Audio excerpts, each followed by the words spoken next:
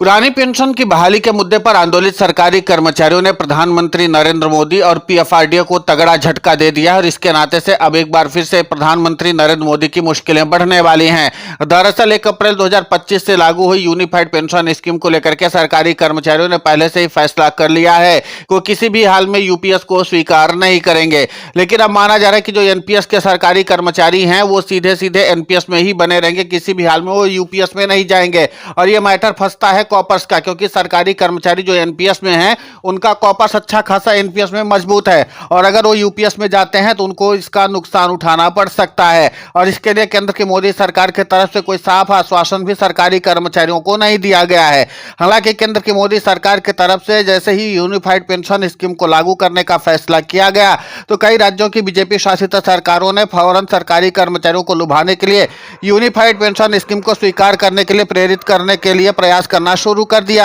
Unified pension scheme को लेकर के कई राज्यों के तो मुख्यमंत्रियों ने इस बात का ऐलान कर दिया कि अगर जो सरकारी कर्मचारी यूनिफाइड पेंशन स्कीम को स्वीकार करेंगे उनको पदोन्नति में विशेष लाभ भी दिया जाएगा और अन्य बहुत सारी सुविधाएं भी दी जाएंगी। लेकिन पुरानी पेंशन की बहाली के मुद्दे पर आंदोलित सरकारी कर्मचारियों ने कहा या तो हमको पुरानी पेंशन का लाभ चाहिए, नहीं तो हम लोग किसी भी हाल में यूनिफाइड पेंशन स्कीम को स्वीकार करने के लिए तैयार नहीं है। और इसी के नाते से प्रधानमंत्री नरेंद्र मोदी, वित्त मंत्री निर्मला सीतारमण और पीएफआरडीए भी अब सख्ते में आ चुका है, क्योंकि पुरानी पेंशन की बहाली के मुद्दे पर आंदोलित सरकारी कर्मचारी 1 अप्रैल 2025 से लागू हुई यूनिफाइड पेंशन स्कीम को लेकर के बिगुल फूंक दिया है। और माना जा रहा है कि जो राज्यों की बीजेपी शासित सरकारें हैं वहां पर तो अलग से यूनिफाइड पेंशन स्कीम के लिए बजट तक अलॉट कर दिया गया था और कई राज्यों के मुख्यमंत्रियों ने सरकारी कर्मचारियों को लुभाने और दबाव बनाने का प्रयास भी शुरू कर दिया था। अब माना जाए कि 1 अप्रैल 2025 से यूनिफाइड पेंशन स्कीम आधिकारिक तौर पर लागू हो गई है तो इसके बाद सरकारी कर्मचारियों के ऊपर दबाव बनाने की कवायद राज्यों की सरकारों की तरफ से की ही जाएगी।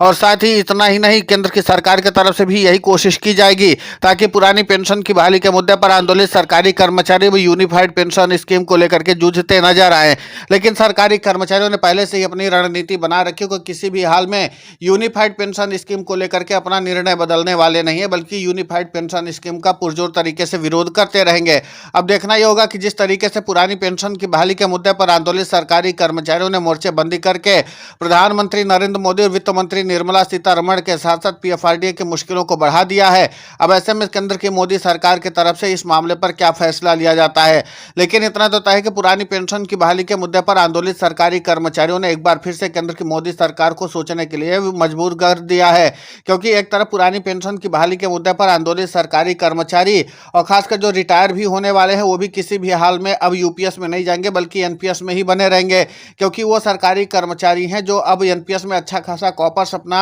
इकट्ठा कर चुके हैं और अच्छी खासी रकम उनकी बन चुकी है। और अगर वो एनपीएस से यूपीएस में शिफ्ट होते हैं तो फिर इस वाले मामले में वो फंसते हुए नजर आएंगे। और आपको बता दें कि इस बार भी भारी तादाद में सरकारी कर्मचारी वित्तीय वर्ष 2025-26 में रिटायर होने वाले हैं और अगर 2025-26 में वो रिटायरमेंट के समय पर यूनिफाइड पेंशन स्कीम को स्वीकार करते हैं तो जाहिर सी बात है कि उनका भविष्य अधर में अटक जाएगा। और इसीलिए पुरानी पेंशन की बहाली के मुद्दे पर आंदोलित सरकारी कर्मचारियों के प्रतिनिधियों ने अपील की है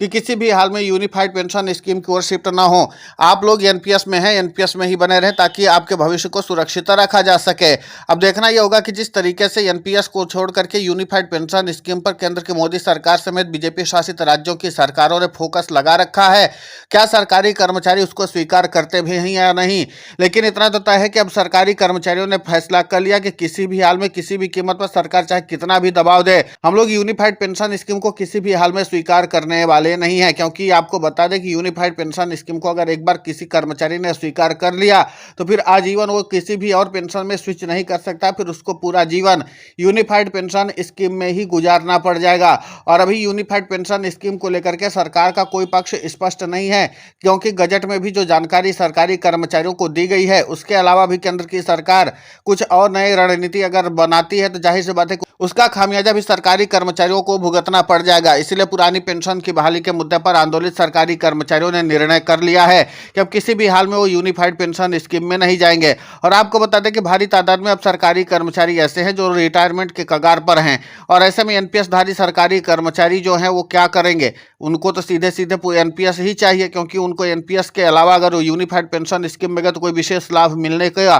प्रावधान अभी तक तो गजट में दिखाई नहीं दे रहा है। और अगर उनको यूनिफाइड पेंशन स्कीम में कोई लाभ दिखाई नहीं दे रहा है, तो फिर ये सरकारी कर्मचारी जाएंगे ही क्यों यूपीएस में। अब देखना ये होगा कि जिस तरीके से नवागत सरकारी कर्मचारी हैं, यानी कि जो अब भर्ती होंगे सरकारी कर्मचारी, उनके लिए मैंडेटरी कर दिया जाएगा यूनिफाइड पेंशन स्कीम में जाने के लिए। आपको बता दें कि यूनिफाइड पेंशन स्कीम के अब सब्सक्राइबर्स वही बनेंगे जो पहले से नहीं बल्कि अब भर्ती हुए हैं। वही लोग अब जबरदस्ती केंद्र की सरकार की तरफ से या राज्य की सरकार के दबाव में ही जा सकते हैं। लेकिन इतना ही नहीं, अब आपको बता दें कि भले ही अभी यहाँ पर केंद्र की सरकार या राज्य की सरकार के दबाव में सरकारी कर्मचारी यूपीएस में चले जाए जो नवागत आएंगे, लेकिन इसके अलावा जो सरकारी कर्मचारी पुरानी पेंशन की बहाली के मुद्दे पर आंदोलित हैं, वो किसी भी हाल में यूनिफाइड पेंशन स्कीम को स्वीकार तो नहीं ही करेंगे। देखना दिलचस्प होगा कि आगे सरकारी कर्मचारियों का प्रयास कितना ज्यादा रंग लाता है। फिलहाल इस पूरे घटनाक्रम को लेकर के आपकी प्रतिक्रिया बहुत महत्वपूर्ण होती है, आप हमें कमेंट करके जरूर बताएं। साथ ही पुरानी पेंशन की बहाली के मुद्दे पर हम लगातार आंदोलित होकर के खबरें चला रहे हैं।